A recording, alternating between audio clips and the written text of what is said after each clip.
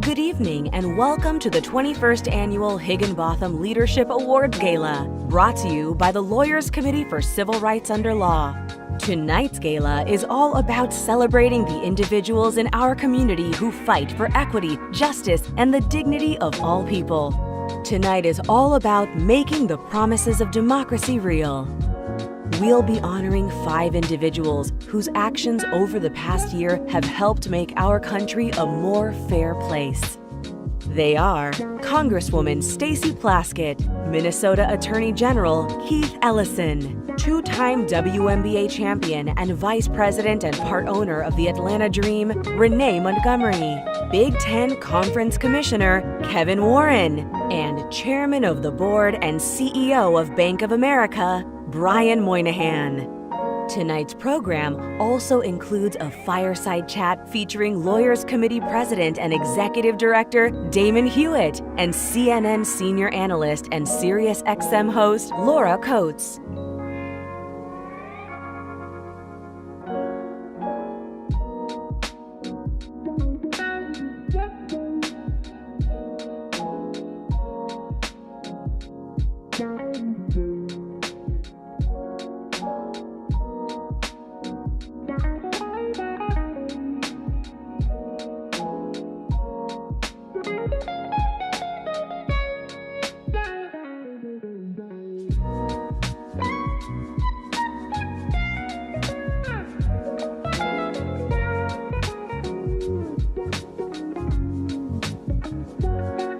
Our guest host for this evening is Soledad O'Brien, an award-winning journalist, talk show host, philanthropist, activist, friend of the Lawyers Committee, and past recipient of its distinguished Civil Rights Advocate Award.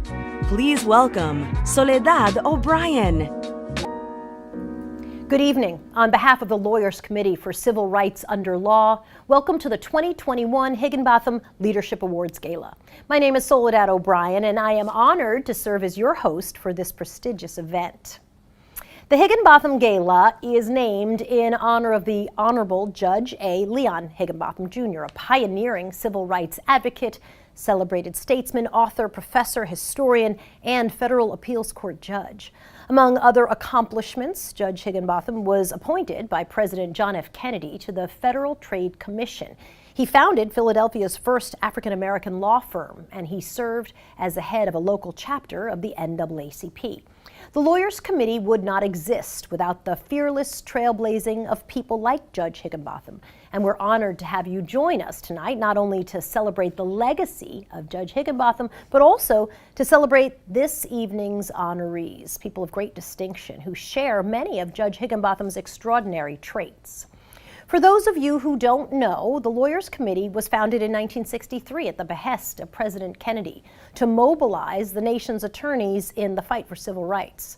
Though the call to action was rooted in the need to address racial discrimination against Black people, over the years the organization's work has also helped all Americans by strengthening critical institutions and challenging laws and policies that undermine free and full participation in civic life, one of the most important promises of our democracy. Today, the Lawyers Committee taps a vast network of leading lawyers from law firms and corporations nationwide to provide essential pro bono legal services to the cases and issues that threaten to break that promise. Tonight, the Lawyers Committee will honor 5 remarkable leaders whose actions over the past year have helped push the needle toward a fairer and more just American democracy. The honorees include a Fortune 100 CEO whose sense of corporate responsibility has led to a more diverse and inclusive workplace, as well as a commitment to invest in the health and wealth of communities facing economic and racial inequality amidst a global pandemic. Elected officials who've used the instruments of government to create fair results by challenging and prosecuting those who trampled the rights of people of color. And two executives in the world of professional and collegiate athletics, whose vocal leadership and bold stances over the past year demonstrate that athletes can be leaders with a powerful moral compass that points in the direction of true equity. I want to personally thank all of you for supporting the Lawyers Committee for Civil Rights Under Law, whether through your direct involvement or through your financial gifts. Without your support, the Lawyers Committee wouldn't be nearly as effective in its mission. Your support means that more Americans get to vote and have their ballots count. More people will live in affordable housing and enjoy safe communities. More children and families will secure educational equity, economic opportunity, freedom from discrimination and hate. And more people will be able to hold police accountable and exercise the right to protest when these other rights are denied. So thank you for joining us and for your continued support. We have an extraordinary evening in front of us filled with inspiring people and moving conversations. So let's get started with our program.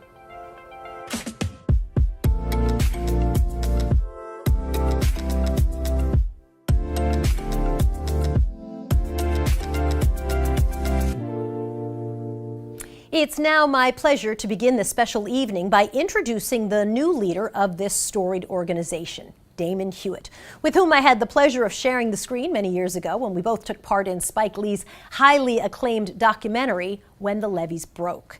As a native of New Orleans and a longtime civil rights attorney, Damon put his legal skills to work for his community after Hurricane Katrina and has continued to do so. Damon has more than 20 years of civil rights litigation and policy experience. He's worked in all sectors, nonprofit, philanthropic, and public, and previously served as the Lawyers Committee's executive vice president, where he coordinated strategic, programmatic, and operational efforts to advance the fight for racial justice. It is wonderful to see that his passion for justice and equality has brought him full circle to take this distinct and unique mantle and guide this organization at an unprecedented moment in our nation. He is a phenomenal leader and an outstanding role model. So please join me in welcoming Damon Hewitt.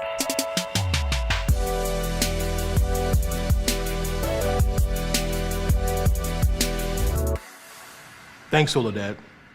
Good evening, everyone. It's truly an honor to be with you for our 21st annual A. Higginbotham Leadership Awards Gala.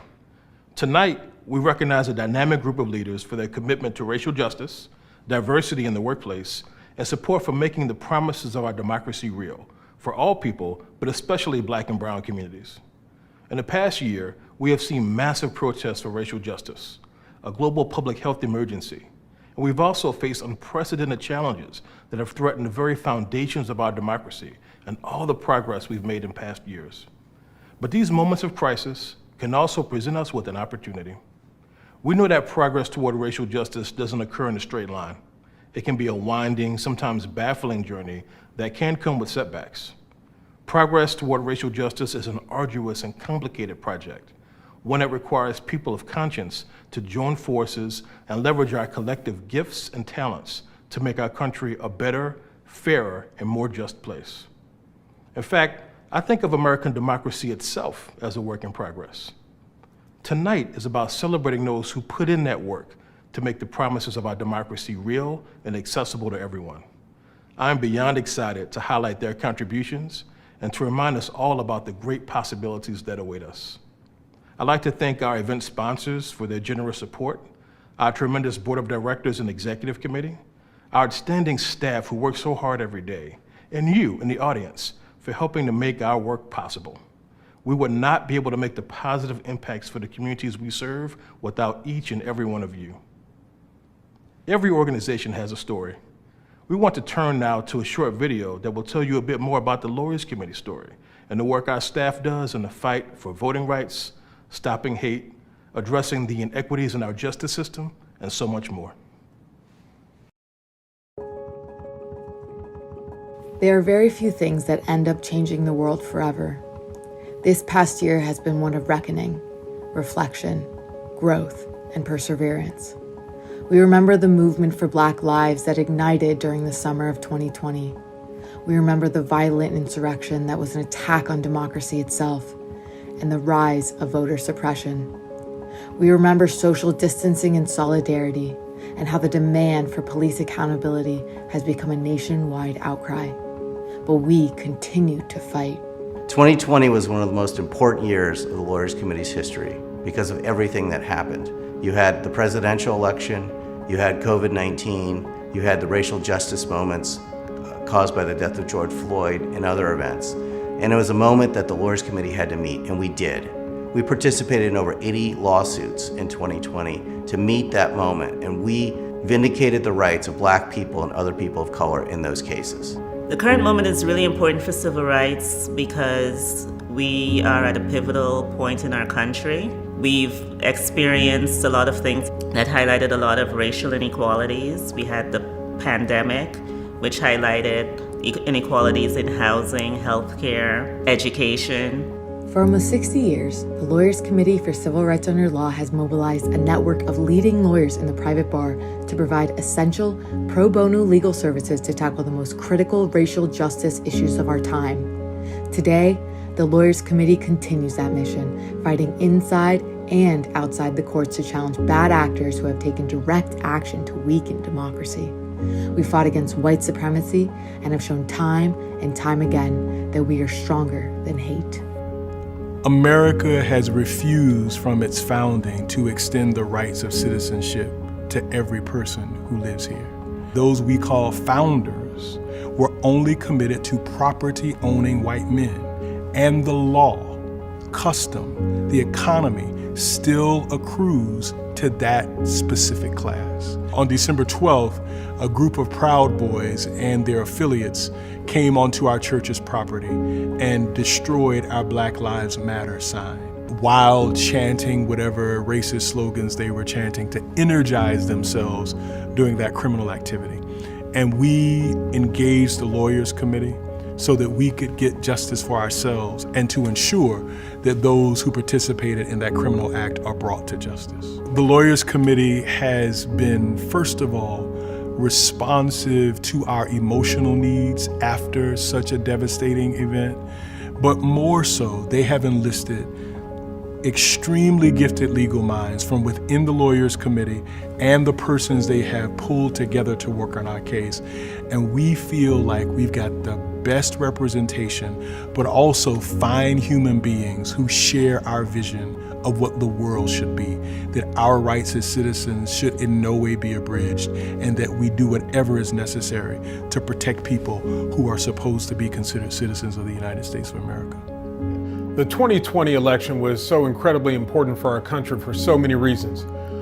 One, there had been this notion, this suggestion of voter fraud kind of injected into the national discourse that had so many people in the midst of a pandemic especially concerned.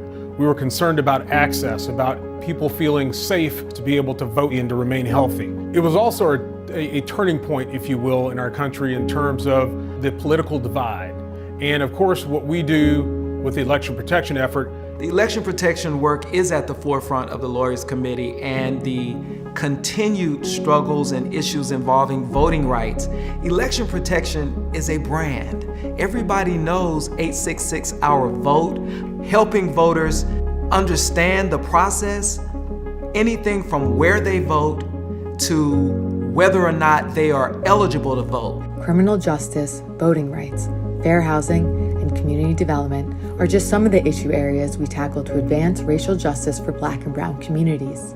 Everything from the past and the present is something that we have to fight right now. So there's no time to waste, no time to be quiet, no time to really be still. We have to take on every aspect of the most critical civil rights and human rights issues right now. There's an incredible urgency to this moment, and that's what I've learned, that this work has to be done every day with incredible intensity.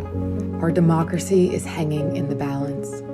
The Lawyers Committee has been there fighting and will continue to be here, stepping up to the challenges our communities face. We believe in a future where racial justice is at the center of the conversation.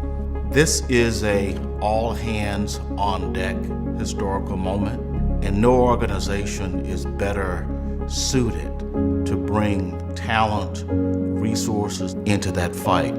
This is the kind of moment for which the Lawyers Committee was created. Unfortunately, it's still in 2021 as important as ever for firms to be doing pro bono work, because unfortunately there's a current attack on the rights of historically disadvantaged groups, and I think lawyers need to step up and firms need to step up to provide representation to push back against that. It sets the right tone and sends the right message and provide a lot of opportunity to train the next generation of lawyers. Working with the Lawyers Committee this past year has required me to take a step back and view the world from a different light, understanding that there are issues and disparities in Black and brown communities, and the Lawyers Committee is a place that can effectuate change and solve problems to help those in need and those communities. Please welcome the Lawyers Committee's dynamic co-chairs, Judge Shira Shendlin, former U.S. District Court Judge for the Southern District of New York and partner at the Strucken Levan Law Firm, and Joseph West, partner and Chief Diversity and Inclusion Officer at the Duane Morris Law Firm. Thank you, Soledad. Good evening. My name is Shira Shendlin, and I serve as co-chair of the Lawyers Committee Board of Directors along with my colleague, Joseph West. We are delighted to be a part of this wonderful celebration. What you just saw in that video is but a small fraction of all of the great work that the Lawyers Committee is able to accomplish with the help of partners like you. The Lawyers Committee is uniquely situated to serve as a hub for law firms and corporate counsel to engage in impactful pro bono matters on behalf of communities seeking justice and to have their voices heard. We are proud to leverage the power and resources of the bar to bring about actual, effective, and tangible change. When government officials in Georgia tried to enforce unwarranted and stringent voter identification laws for communities of color, the Lawyers Committee took action. And when military-style force was used against peaceful protesters in Washington, D.C., the Lawyers Committee stepped in to defend them. I spent 22 years as a federal district court judge. I presided over settlements, motions, discovery, and trials, both civil and criminal, including the trial that ended the unconstitutional stop and frisk practices in New York City.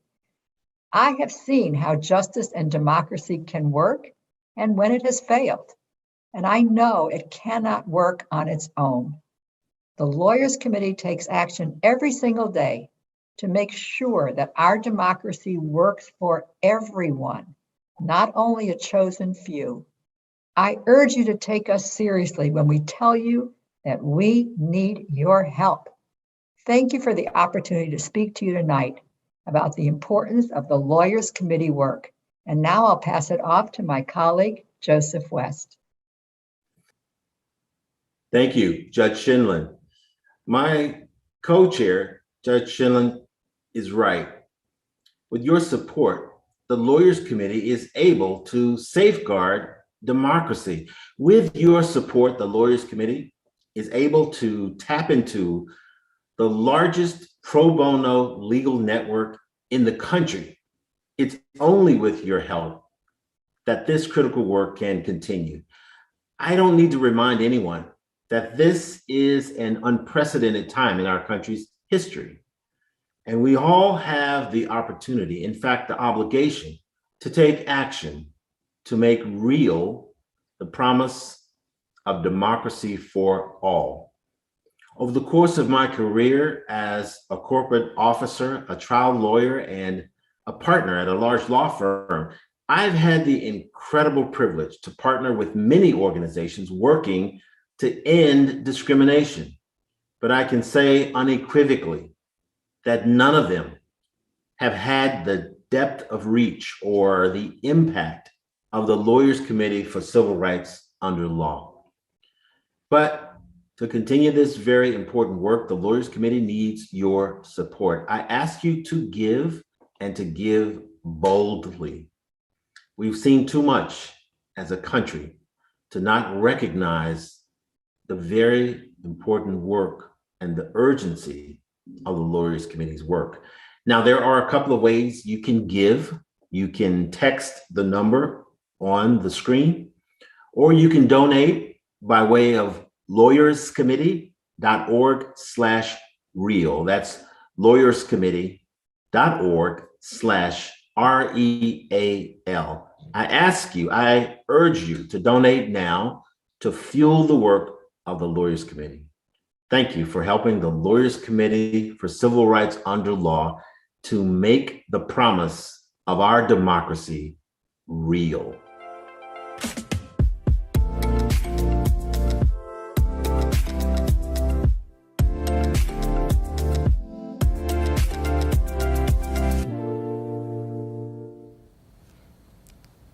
Thank you so much, Joe and Judge Shinlin. Please support the important work of the Lawyers Committee. This organization is doing dynamic work to advance racial justice. I hope that you choose to take action and support the Lawyers Committee today. At this point, I am very excited to officially begin the 2021 Higginbotham Awards ceremony, so let's dive right in. The first award of the evening is the Distinguished Civil Rights Advocate Award, which recognizes an individual whose leadership reflects an enduring commitment to protecting civil rights and promoting the dignity and worth of every human being, regardless of race, gender, or social status. The Lawyers Committee is honored to present this year's Distinguished Civil Rights Advocate Award to Congresswoman Stacey E. Plaskett, U.S. Representative from the Virgin Islands. Now serving in her fourth term in the House of Representatives, Congresswoman Stacy Plaskett, representing the U.S. Virgin Islands, is the first member of Congress from a U.S. territory to serve on the exclusive House Committee on Ways and Means, and only the fourth African-American woman to do so. Congresswoman Plaskett's vision for America is one where all have an opportunity to participate in the fullness of our democracy. Confronting core issues of racial equity head-on, she has used her presence on the House Transportation and Infrastructure Committee, the House Committee on Oversight and Reform, and the Committee on Agriculture to advocate for legislation that promotes rural development in infrastructure and innovation, access to high-speed broadband, small business support, and community and economic development. Long before entering the political stage, Congresswoman Plaskett stood for the oppressed, protesting apartheid in South Africa, advocating for diversity at the U.S. Department of Justice, and pressing the federal government to rapidly respond to the needs of Americans in disaster-stricken areas. When our democracy was under threat after the violent January 6 assault on the Capitol, Congresswoman Plaskett stepped up to the plate to serve as a House manager during our nation's fourth ever impeachment proceedings. She played a major role in highlighting the negative effects of the attack and the former president's incitement to violence in undermining the integrity and stability of our democracy. A selfless and compassionate advocate, Congresswoman Plaskett has dedicated her life to using her vast skills to leverage opportunities for the underserved. And we are pleased to recognize her service with the Distinguished Civil Rights Advocate Award. Congratulations. Please welcome Congresswoman Stacy Plaskett. Thank you so much, Soledad, for that lovely introduction. Hello and good evening, everyone. I'm Congresswoman Stacy Plaskett of the United States Virgin Islands. But before I continue, I would just like to start by giving a special thank you to the President and Executive Director, Damon Hewitt, and members of the Lawyers Committee for Civil Rights Under Law for presenting me with this award tonight. I'd also like to congratulate my fellow 2021 honorees for their accomplishments in the other prestigious awards given as well. As I compare tonight's theme, Making the Promises of Our Democracy Real, to the objectives of the Distinguished Civil Rights Advocate Award, it describes who many of the preceding honorees are at heart, what they do, and the results of their dedication and determination to see change through the communities in which they serve. I am honored to be recognized as the 2021 Distinguished Civil Rights Advocate and join many distinctive honorees, including two of my peers and phenomenal Black women leaders, my soror, Mayor Keisha Lance Bottoms, and colleague and big sis, Auntie, Congresswoman Maxine Waters, whose leadership, actions, and livelihood truly do emulate the mission and values of civil rights advocacy. I stand before you tonight, not only representing the people of the Virgin Islands in the U.S. House of Representatives, but my female ancestors in the Virgin Islands who thought freedom, justice, and equality were more important even than life. The 1737 Akwamu women in St. John, who were among the 150 African slave insurrectionists that held the island for months. The Queens of Fireburn, who in 1878 led the labor riots on St. Croix for better pay, and all of the other fearless women. I humbly accept the 2021 Distinguished Civil Rights Advocate Award at the time when our lives, especially for people of African descent here in the United States and abroad, and for other racial and ethnic minorities who seem to be so easily forgotten about, discriminated against, and seen as less than equal. I could speak to all people of all ages, ethnicities, backgrounds, etc., but tonight I'm speaking especially to my beautiful Black women at the front of the fight for civil rights. In essence of time, and to keep it light, I'll leave you with this. We have come a mighty long way from being seen as someone's property with no legal standing and no rights of our own. We have come a mighty long way from the first Civil Rights Act of 1964, in which civil rights and labor laws in the U.S. made it illegal to discriminate based on race, color, religion, sex, national origin, and now to include sexual orientation and gender identity. And our nation still has many miles to go on that road to true racial equality. Thank you again to our hosts for this evening during the virtual Aloysius Leon Higginbotham Corporate Leadership Awards Gala, to Soledad O'Brien for the kind introduction, and finally, thank you to the Lawyers Committee for Civil Rights Under Law for choosing me as this year's recipient of the Distinguished Civil Rights Advocate Award. Have a wonderful rest of your evening, ladies and gentlemen. Thank you very much. Congresswoman Plaskett, you are truly a champion of fulfilling our nation's unrealized promise of equality and justice for all, and your efforts inspire us to continue the struggle. So congratulations and thank you. Up next, we will present the Legacy of Justice Award, which recognizes an individual who's demonstrated an extraordinary commitment to advancing racial justice and civil rights on behalf of underserved communities. The Lawyers Committee is honored to present this year's Legacy of Justice Award to Minnesota's Attorney General Keith Ellison in acknowledgement of his courageous and extraordinary commitment to promoting and protecting civil rights, as well as his dynamic leadership as a public servant, role model, and mentor. Let's learn a little bit more about the Honorable Keith Ellison. Hailing from a family deeply involved in the civil rights movement, including a grandfather who served as an NAACP president, Minnesota Attorney General Keith Ellison grew up with a keen sense of the struggle for racial justice. Inspired by the likes of Thurgood Marshall and Walter White, Ellison became a civil rights attorney. He led the Legal Rights Center in Minneapolis, where he provided legal counsel and social justice advocacy for low-income community members. His decorated career of public service continued with being elected to the Minnesota House of Delegates, where he became the first African American and Muslim representative of Minnesota, providing over a decade of exemplary service as a member of Congress. Following the killings of Breonna Taylor, Philando Castile, and countless others at the hands of police, many doubted that the police would be held accountable for the murder of George Floyd. But Minnesota Attorney General Keith Ellison didn't allow the skepticism or the difficult legal hurdles to deter him from pursuing justice for the Floyd family.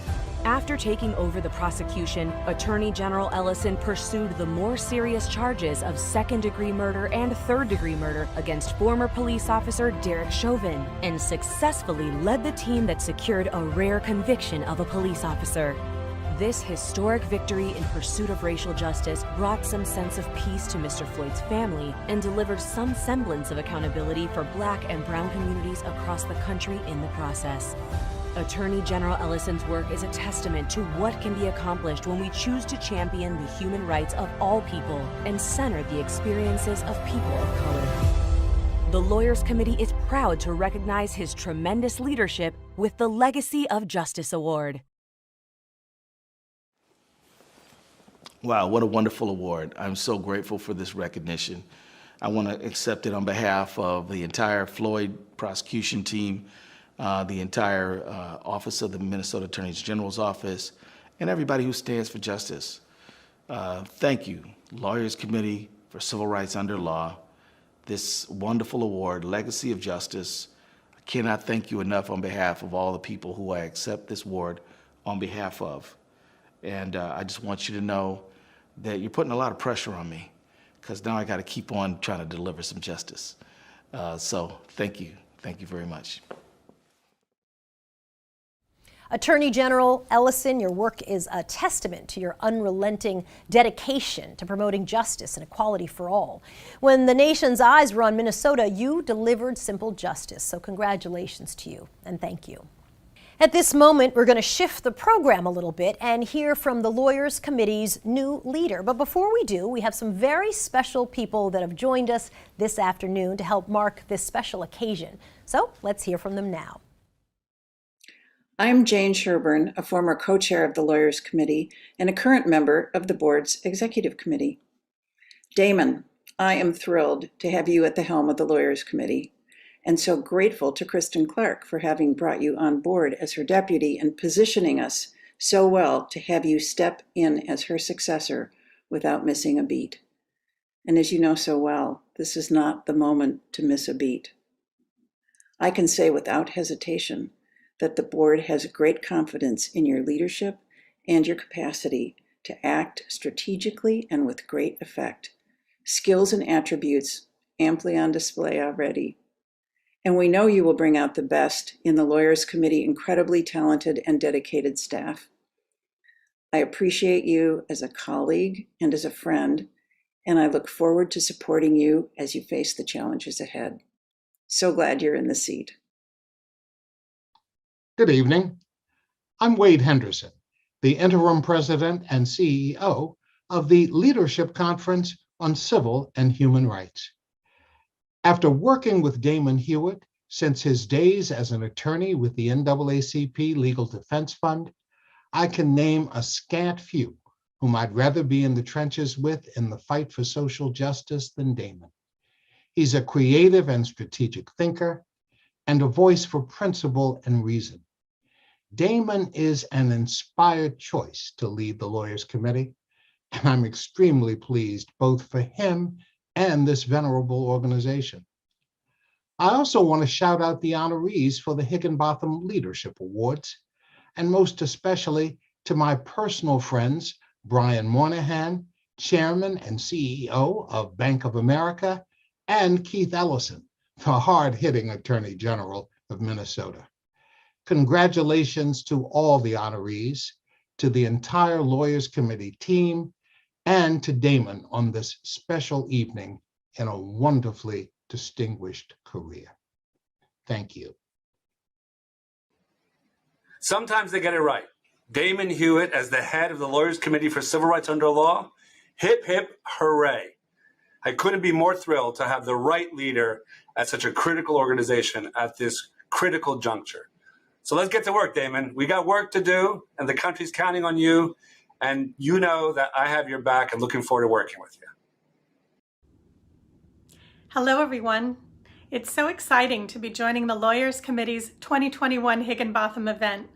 My name is Margaret Huang, and I'm the president and CEO of the Southern Poverty Law Center. I'm thrilled that Damon has stepped into the role of president and executive director of the Lawyers Committee.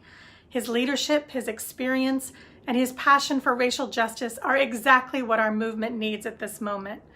Congratulations, friends, on selecting the right person to lead the Lawyers Committee forward. I can't wait to work alongside you in the struggle for justice. Damon Hewitt, congratulations on your selection as the new head of the Lawyers Committee for Civil Rights Under Law. You are, Damon, one of the best civil rights lawyers in this country. I've known you for about 25 years now, and I've watched you grow. I've watched you as you have become a premier litigator, but also as you have become a leader.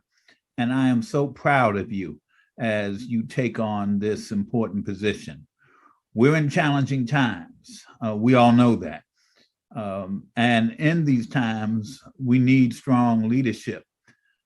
You are the right person for the right job at the right time. And I have no question that the Lawyers Committee Board has served itself well by selecting you. You will lead the staff well, and the lawyers around the country who work in fulfillment of civil rights. So Damon, I'm proud of you. Godspeed, Damon. Do good and do well as you've done for so long now. Hi. Hi, Damon. We're so incredibly proud of you.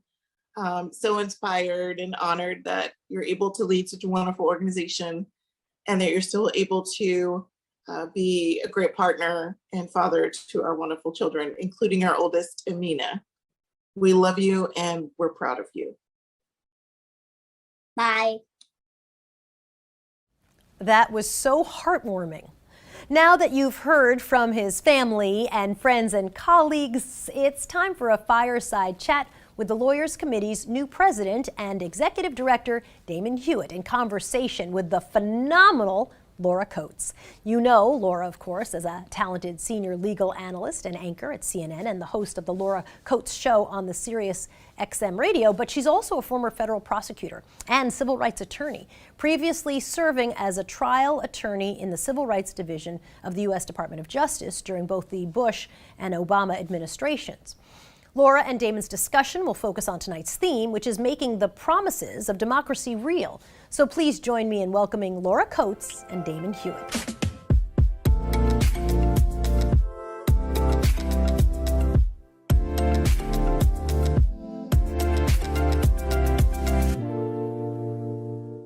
I'm Laura Coates, and it is my pleasure to introduce you to Damon Hewitt. He is the president and executive director for the Lawyers Committee for Civil Rights Under Law.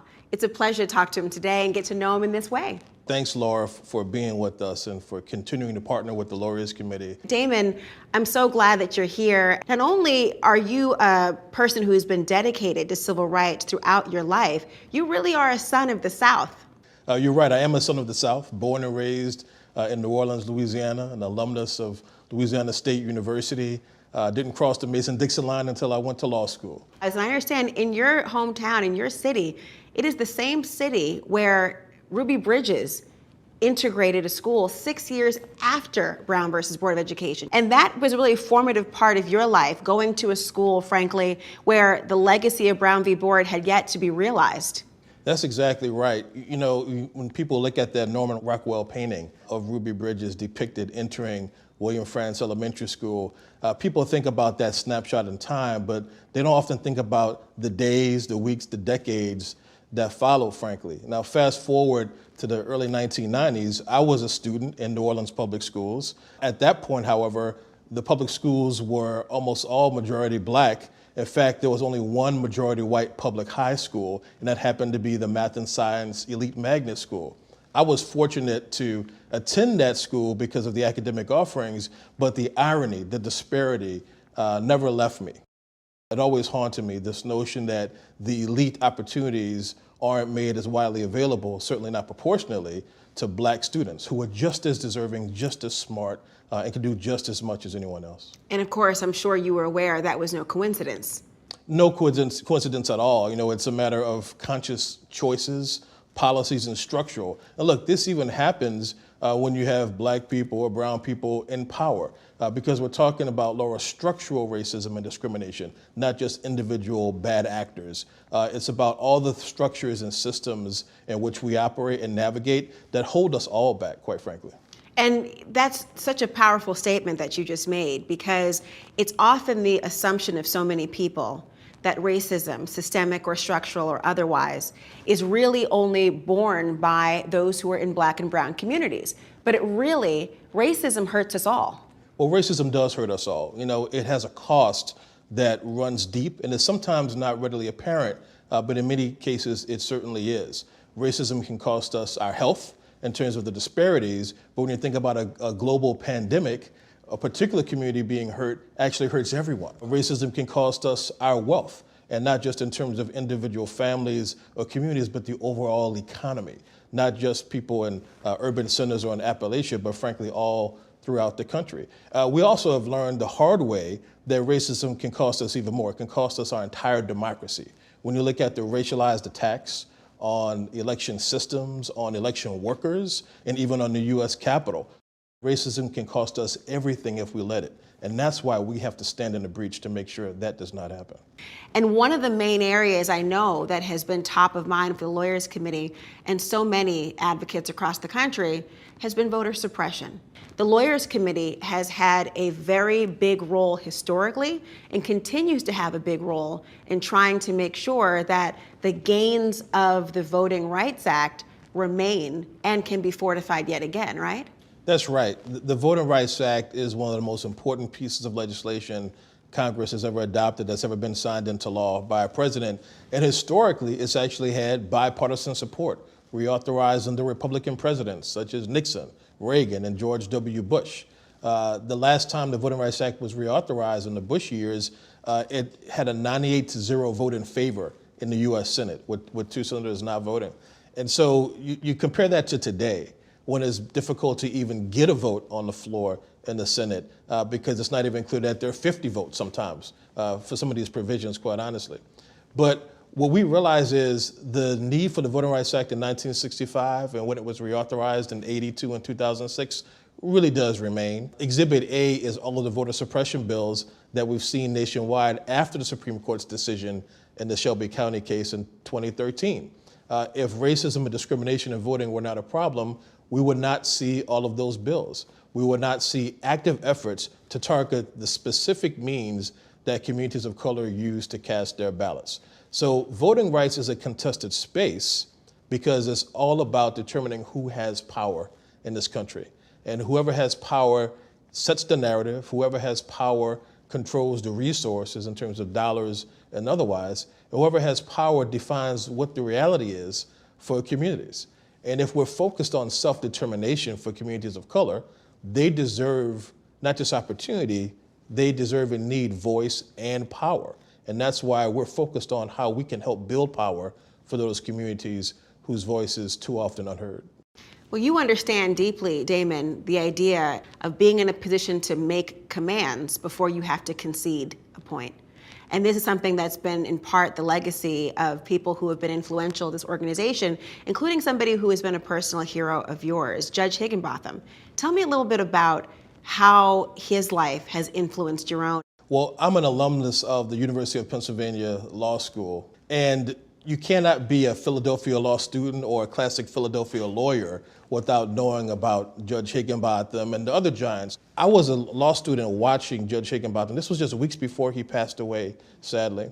And he talked in response to a congressman's questions about real Americans, as if real Americans weren't people who looked like him. And Judge Higginbotham, talked about his mother and his father, who were laborers and domestics, and said, these are real Americans too. And just him claiming that space and him taking that stand and speaking truth to power inspired me. Just a few weeks later, Judge Higginbotham passed away. And it was frankly on the eve of one of my most challenging law school exams. And I was up late studying, and I thought to myself, it's time. The mantle's being passed. We are the ones now who have to take up this cause. His legacy, his stand lifted me to do my best in law school and to also pursue this career as a civil rights and racial justice lawyer.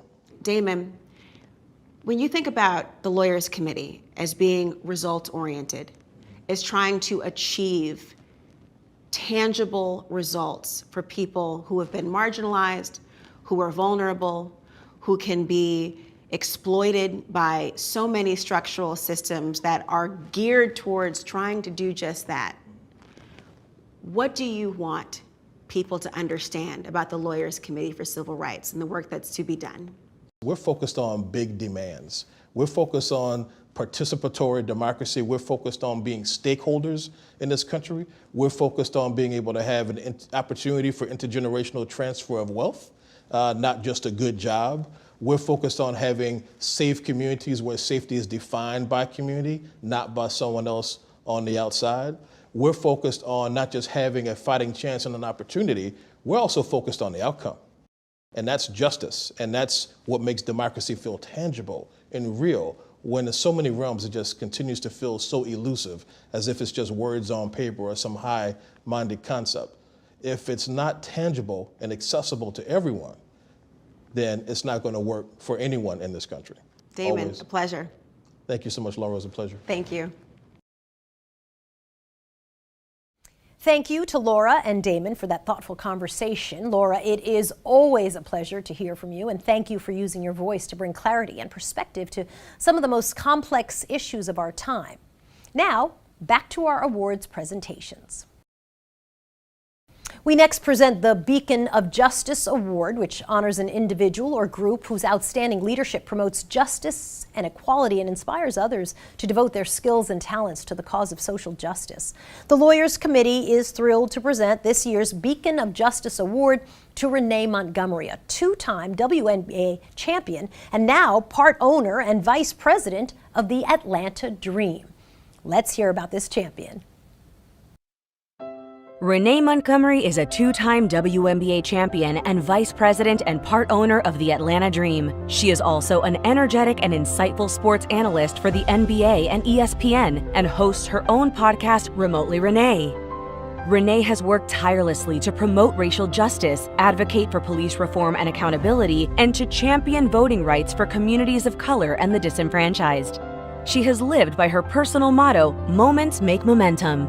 Last year, Renee made the brave decision to step away from her successful career as a professional athlete to turn the moment of unprecedented violence, hatred, and oppression into momentum for activism, justice, and equality. She embraced the moment for a racial reckoning and used her platform as a professional athlete to speak up in support of Black Lives Matter and to speak out against previous Atlanta Dream Team owner and then U.S. Senator Kelly Loeffler's anti-Black Lives Matter stance. Renee and her teammates heightened the national conversation around race, justice, and advocacy.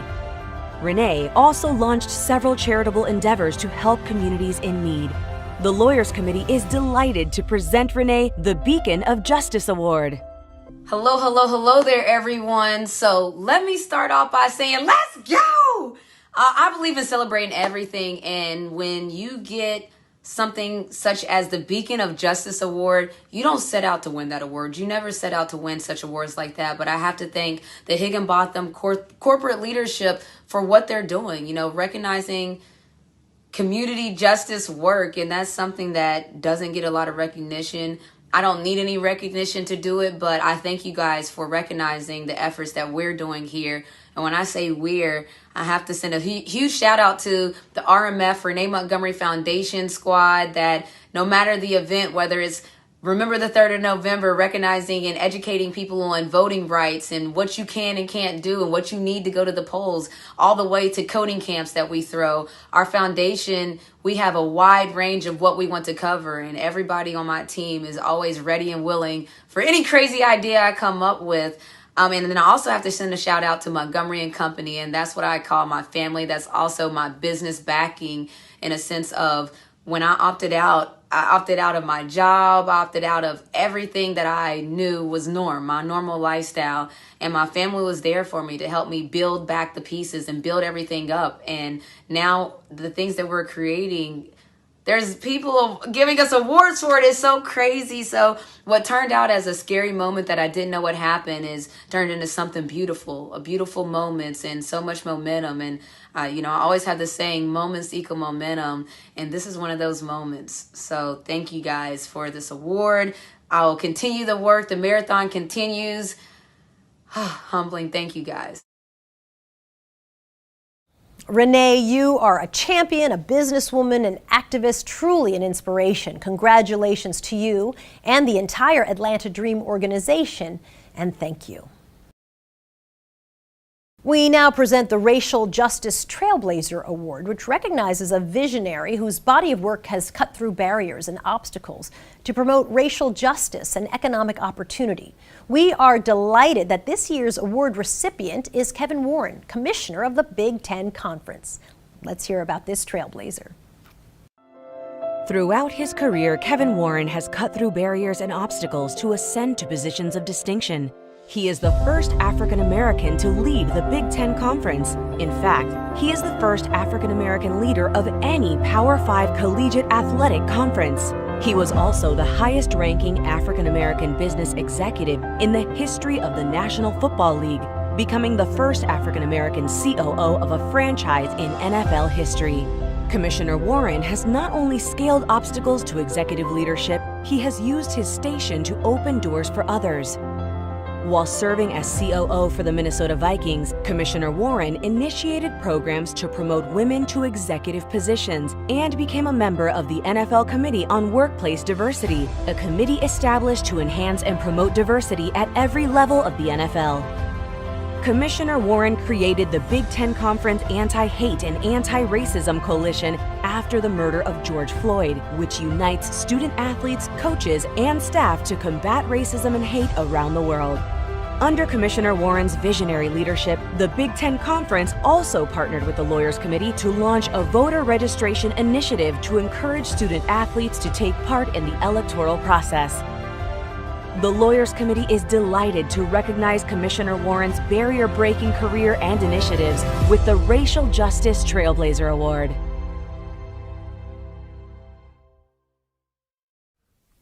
Yeah, I'm truly humbled. I'm truly honored to even be mentioned in the same voice as an individual like Leon Higginbotham, what he stood for.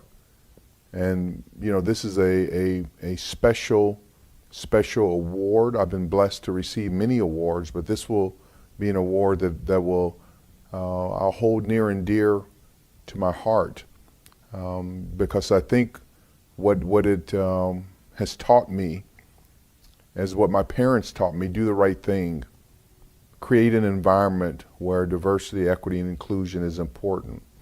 And to be here at the Big Ten Conference, and we've been able to launch an equality coalition and a voter registration campaign and address issues regarding mental health and wellness that our athletes are facing.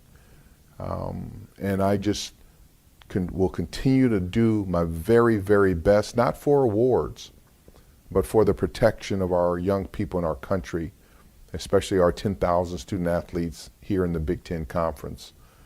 So I say this really on behalf of my parents. You know, thank you. Thank you for this honor. I deeply appreciate it. There's so much more work to be done. We need to come together. We need to trust each other. We need to make decisions based on the right thing at the right time. We need to look beyond, you know, race and religion and color and just financial status and sexual orientation.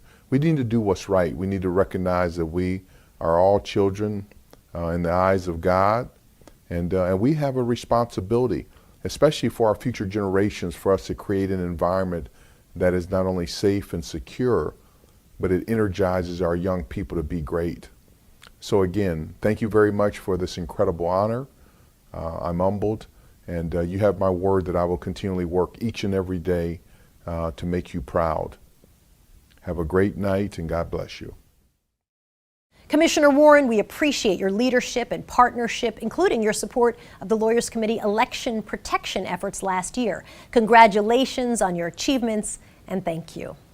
And now we turn to the evening's Marquee Award. The Lawyers Committee created the A. Leon Higginbotham Corporate Leadership Award to recognize exemplary corporate leadership with respect to advancing diversity and equal opportunity, and to particularly highlight leadership in recruiting and retaining and promoting members of diverse communities in the workplace. Before introducing this year's outstanding honoree, let's hear a little bit more about the award's namesake, Judge A. Leon Higginbotham. We are delighted to welcome F. Michael Higginbotham, the Joseph Curtis Professor of Law at the University of Baltimore School of Law, to give remarks on behalf of the Higginbotham family. Good evening, valued friends and guests. Thank you so much for joining us tonight to honor these workers, these awardees who are on the front lines, who are fighting every day for helping to strengthen our American constitutional democracy. I am honored once again to represent the Higginbotham family at this most important event. The Higginbotham family is indebted and deeply grateful to the Lawyers Committee for Civil Rights Under Law for helping to keep the legacy and the life of my beloved uncle, A. Leon Higginbotham Jr., to help to keep his life and legacy alive. My uncle was an amazing human being, a brilliant lawyer, a productive scholar, and a wise and fair jurist. He brought to each one of these endeavors the 3 C's, the indicia of great leadership: commitment, compassion, and courage. I am convinced that he would be greatly honored to have his name connected with tonight's awardees, who have done so much to continue what he felt so strongly about. But I am also equally convinced that he would be deeply dismayed, deeply disappointed at the fact that what these awardees are dedicated to and what these awardees are doing every day is still necessary in our society to help to increase justice and equality. The Lawyers Committee is at the forefront of what we are doing today in trying to increase equality. One day, I hope the extraordinary work of these awardees will become commonplace. Until then, it's up to each one of us to try and help and strengthen the American democracy, to try and work for the American people to make this place better, and to try and help to create more equity and inclusion in our society. I want to thank the Lawyers Committee for being a beacon of hope, a beacon of light in today's struggle with respect to issues of racial justice, with respect to voting rights, and with respect to police reform and accountability. The Lawyers Committee, its leadership, and its staff are working to make America a better place, to make sure that we have equity and inclusion throughout our society. Please join them in this important fight and join them beginning tonight. Thank you for helping to celebrate the life and legacy of A. Leon Higginbotham Jr. And let's keep the dream alive for all.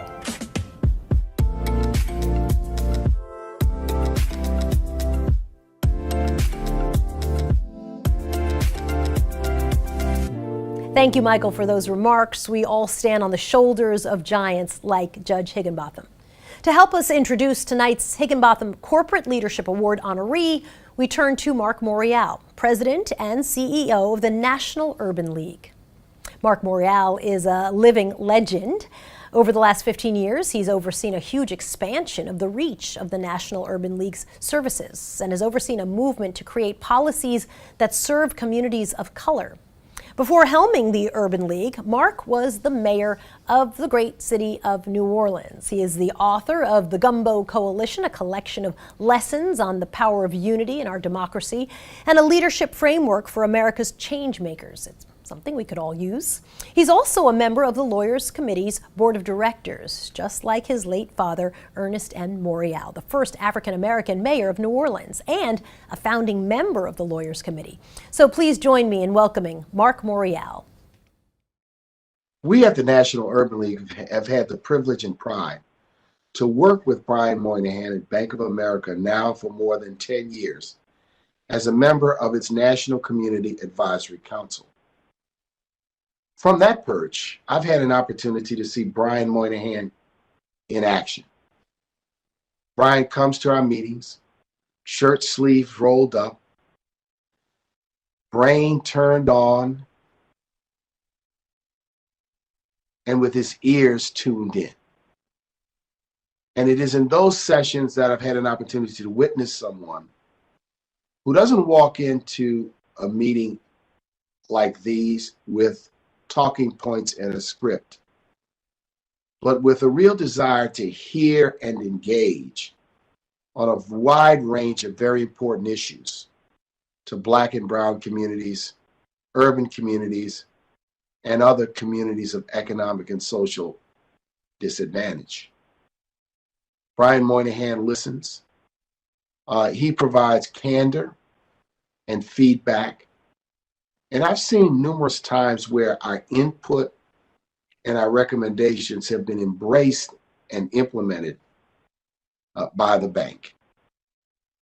I understand and I know that Brian Moynihan understands that equity, and not even equity alone, but equity along with diversity and inclusion and a commitment to fairness have to be in the DNA of a modern American corporation. So Brian Moynihan stands, I think, in a rare, if you will, group of corporate leaders in America today. Now, Brian and I don't share the same sports affinity. You see, he's a Patriots fan, a Red Sox fan, a Celtics fan, and a Bruins fan. I'm a Saints, Pelicans, and Yankees fan. As you can imagine, he's a diehard Bostonian, but don't let that fool you. He's really from Ohio. And in that upbringing, he understands work, he understands fairness, he also understands the value of struggle. With that, I also want to say a warm thanks to your brand new president, Damon Hewitt. Congratulations, Damon. And now it's back to you.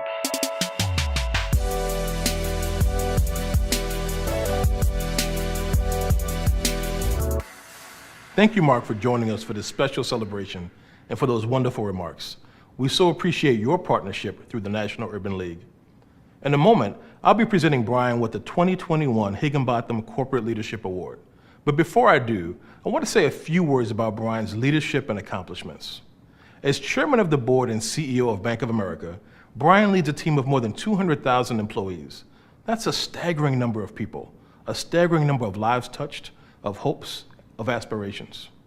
In this role, Brian has shown what true corporate leadership can look like. He's shown that there's no excuse for a CEO who doesn't value the livelihood of their own employees. No excuse for a CEO who doesn't champion diversity in their own workplace and inclusion of people from all walks of life. Under Brian's leadership, Bank of America has been listed several times as an example of a top workplace for diversity, a top workplace for parents like myself, and a top workplace for women. Brian leads Bank of America's Global Diversity and Inclusion Council. He's committed $1.25 billion through a 5-year initiative to create opportunity for people and communities of color in the areas of health and healthcare, jobs and reskilling, support for small businesses, and affordable housing. Bank of America has also announced an additional $25 million commitment to help launch a new Smithsonian Institution effort that explores how Americans understand, experience, and confront race, the issue of our time. For all these reasons, and also to inspire other CEOs to follow suit, the Lawyers Committee is honored to award Brian Moynihan and the Bank of America family the 2021 Higginbotham Corporate Leadership Award. Congratulations to you, Brian, and the entire Bank of America family. Thank you for all that you do.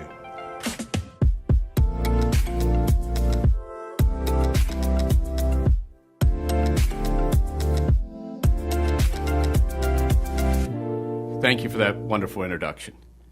Now let me start by recognizing the Lawyers Committee for Civil Rights Under Law and President Damon Hewitt for everything that they do to help create a more just, fair, and equitable society for all. I'd like to add a note of appreciation for our former president, Kristen Clark. Her role as Assistant Attorney General for Civil Rights is a testament to the important role the committee plays in our country's future. Now, it's an honor to receive this award, which I accept on behalf of my 200,000 teammates from all around the world.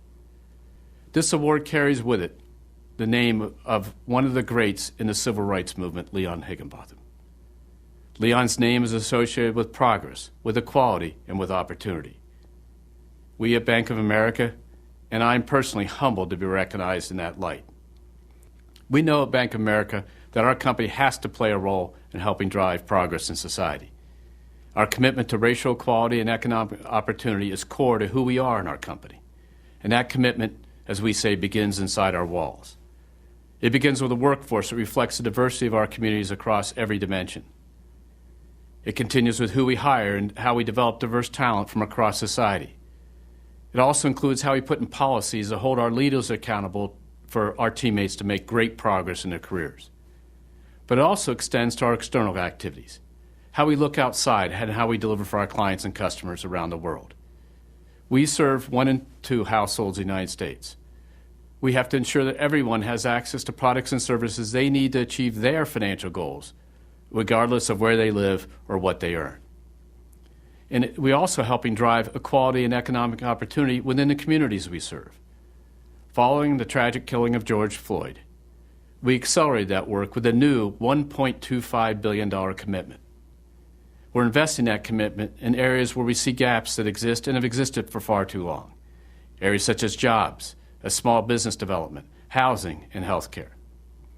In a single year, we deployed nearly $400 million of that commitment. For decades, we've been working on advancing civil rights, social justice, and economic mobility. We've worked closely with civil rights groups and continue to do so with community leaders to help them understand how and where we can, in our company at Bank of America, make an impact.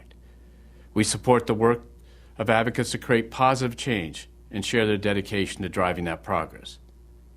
As we have said many times, this is a movement, not a moment, and there's a lot more work to do.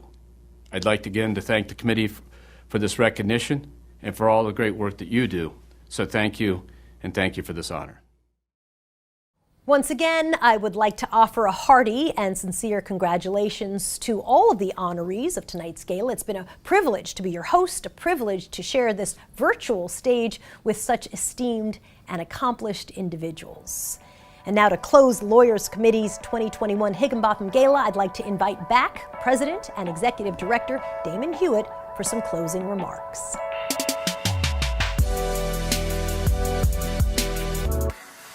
I hope you enjoyed tonight's gala. For me, it's been thrilling to recognize some of our community's finest and most exceptional leaders, to elevate their accomplishments, both for the purpose of showing our gratitude and also to inspire others to follow suit. So I want to congratulate once again Congresswoman Stacy Plaskett, Attorney General Keith Ellison, Commissioner Kevin Warren, two-time WNBA champion Renee Montgomery, and Bank of America CEO Brian Moynihan. Your awards are well-deserved, and your accomplishments are inspirations to us all. Thank you for all that you do in common cause with our mission at the Lawyers Committee. I would be remiss if I didn't give you, our friends and partners in the audience, one last opportunity to join us in advancing our mission to make the promises of our democracy real for Black and brown communities and everyone across the nation. I'm energized to continue to push for progress, and I ask you to consider joining us by making a gift of financial support to fuel this work. Again, you can text the number on screen or donate at lawyerscommittee.org/real, R-E-A-L. The Lawyers Committee's work for racial justice, voting rights, and economic justice is simply not possible without your financial support. Also, we can't close out this evening without giving a hearty thank you to Soledad O'Brien for doing such a terrific job of guiding us through this celebration as our host. Soledad, as always, you were truly exceptional. Thank you for giving so selflessly of your time and tremendous talent to make this event one we won't forget. Likewise, I extend my deepest gratitude to Laura Coates for lending her tremendous skills to this special celebration. Laura, you are a true champion of justice and a masterful analyst. We appreciate your relentless dedication to the cause of civil rights and lifting it up across your platforms. And finally, I want to thank my co-chairs, our board of directors, our amazing executive committee, and of course our exceptional and dedicated staff for making tonight an extraordinary success and for all that you do every day to advance our mission. Thank you for joining us for our 21st annual A. Leon Higginbotham Leadership Awards Gala. We at the Lawyers Committee will continue this work every day, and we ask that each of you stay in this struggle for freedom and democracy for all, with us and for the people we serve. Together, we can make the promises of our democracy real for everyone.